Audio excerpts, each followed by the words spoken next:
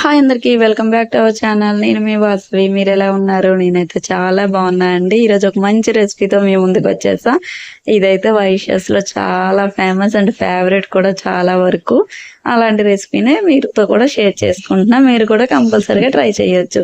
దీనికోసం అయితే కొంచెం ఎక్కువగానే ఆయిల్ తీసుకోవాలి. 3-4 స్పూన్స్ ఆయిల్ తీసుకొని అందులో కొంచెం ఆవాలు, జీలకర్ర, అలానే కొద్దిగా మినప్పప్పు, కొద్దిగా పెసరపప్పు, శనగపప్పు వేసుకొని అందులోనే ఒక రెమ్మ కరివేపాకు, అలానే 7-8 ఎండుమిర్చి కూడా వేసి ఇందులో మెయిన్ ఇంగ్రీడియంట్ ఇంగువ అండి. ఇంగువ కూడా మనం ఒక స్పూన్ వరకు లాగా వేసుకుంటే, హాఫ్ స్పూన్ వరకు వేసుకుంటే అదైతే చాలా బాగా మంచి ఫ్లేవర్ వస్తుంది. దీంట్లో అయితే ఒక నిమ్మకాయ సైజ్ అంతా చింతపండులో మనం ఏ గ్లాస్ తో అయితే పిండి తీసుకుంటామో దాంతో గ్లాస్ పావు వాటర్ వేసి నానబెట్టుకోవాలి ముందుగానే.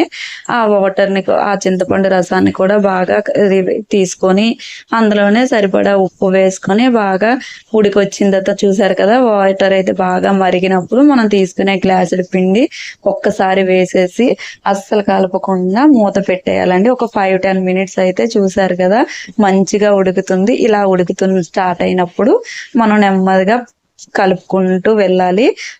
ఏమి అవ్వదండి, నెమ్మదిగా కలుపుకుంటూ వెళ్తే సరిపోతుంది. ఎంతో టేస్టీగా మన పుల్ల పిండి రెడీ అయిపోయింది. చూసారు కదా, మనం వాటర్ క్వాంటిటీ బట్టి మనకి పుల్ల పిండి కూడా రెడీ అవుతుంది.